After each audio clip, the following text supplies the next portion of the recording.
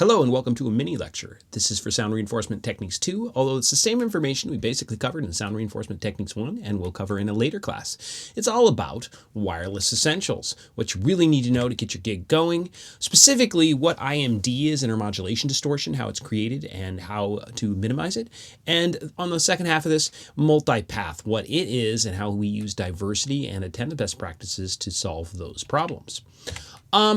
So the first thing you got to do when you use wireless gear is pick a radio frequency for each transmitter. Each device needs to be on its own frequency. And of course, these are typically in the megahertz range. Most of the wireless gear we use at NESCOM, the wireless audio gear, is in the 400 to 600 megahertz range. And of course, each piece of gear needs its own frequency. And when you're picking frequencies, the first thing you do is usually use a scanning system in the receiver to try to pick frequencies that are avoiding television, radio, and other wireless transmitters. Anything that's on and may get in the way, the receivers will find and then avoid. The second thing you do is you pick frequencies that are available, but ones that are spaced apart in such a way to avoid intermodulation distortion. What is intermodulation distortion, or IMD? It's a distortion caused when one transmitter overloads another transmitter, or a transmitter overloads a receiver and creates harmonics, right? But these harmonics are not just above, they're not harmonic distortion. It isn't just the fundamental frequency plus overtones above it, it's also frequencies below it. And that's what intermodulation distortion is the creation of new frequencies above and below the original caused when two transmitters interact, or a transmitter and a receiver. And the math it isn't too hard, but it's there. Here's a little drawing here showing two frequencies here spaced apart evenly, and those two frequencies when they interact, both either in a transmitter or in a receiver, two mics interacting, or a mic and a receiver interacting, you'll see the creation of these two intermods. And that's not too bad, but when you get three of them, you can see that a whole lot are created. And this becomes really problematic because if you want to add another microphone, say a fourth microphone transmitter or a fourth IEM or something, you can't put it on one of these intermods. You can't put it on one of these noise bands here because there will be interference. And of course, most shows have more than three. So once you get crazy, once you get more than four devices, the math, which here it is here, but I'm not going to dive into here, in this situation, the math gets pretty complex and you end up with a lot of intermods. Here in red, showing the scan here, showing 9 different transmitters, and those 9 transmitters are spaced in such a way that this is kind of a worst case scenario, where they're going to create a lot of intermods, and all this white stuff is the intermod, and you can't put any more additional channels in because, well, there's nowhere to go. So, how are we going to solve this problem? Well, there's a couple. First off, before we try to solve the problem, the key thing to understand about intermod is you may not know it's an issue until later on. Like, you can just set up your show in the beginning and kind of pick random frequencies and that sort of thing, and you won't know that it's a problem until showtime, when the two singers get really close with their microphones, or the singer comes close to the monitor console and that overloads the receiving antennas. You won't know until later. And then when you do know, you'll either get a dropout or you'll get kind of some sort of a noisy thing, and it's no good.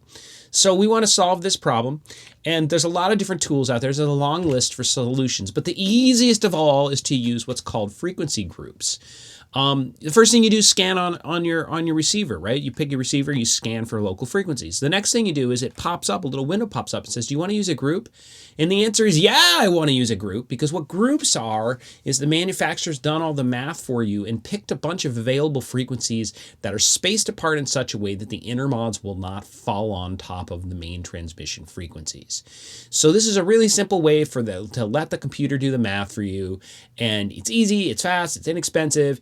And if you do add any more things later on, even if it's another device from another brand, do your homework and figure out, put it on a group. Put it in the same frequencies that are available in that group, so you don't have any situations where you're willy-nilly putting something on a device that's going to, on a channel that's going to have an intermod or create intermods for other devices. So use the groups. This can get a little bit more complicated if you choose to. You can use the wireless software. The wireless software, all the manufacturers have it, and it's free. We use it at school, Wireless Workbench, and in this class you're going to use it, and you're going to use it in later classes.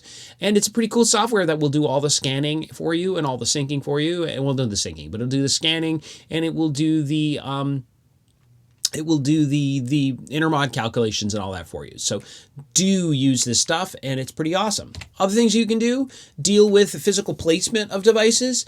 You know, you want to keep transmitters away from receivers. The kind of golden rule is try to never have your mic closer to the 10 feet away from the receiver. That can overload it. But, you know, you also want to keep transmitters away from each other. So you want to avoid the two microphones getting, you know, inches away from each other when the singers are singing a duet. And if they're going to do that, you need to space those two microphones far away in RF so they're not going to interact. Also, you can use, you know, we use at school those paddle antennas. Those paddle antennas are directional, so they have some passive gain, kind of like a cardioid microphone. They point forward, but they may also have active gain. The ones we have at school have 5 dB of active gain as well. There's a little amplifier built inside of there, and those amplifiers can overload and create distortion. So you want to not get close to those, and if you can, you know, if you're working in a close by field, use omni antennas. So you're not going to get any of that gain. And another thing you can do is don't turn on high power on your transmitters. All these devices, these microphones and IEMs and all that, they have high power and low power transmissions. Lower power doesn't go as far, but usually that's not an issue on a stage, and lower power is less likely to create intermods. The one place you can't really, you know, space mics far away from each other is backstage. And so that's why we use metal tins. Metal blocks RF energy, and blocking RF energy keeps it from spilling over and intermodding with the nearby piece of device. I'm sure there's some RF still kind of diffracting around it, but this isn't going to be so bad that it creates intermods. Okay, so there's a basic little overview of intermods. I'm going to go on and do diversity and multipath in the next video. Excellent. Have a good day.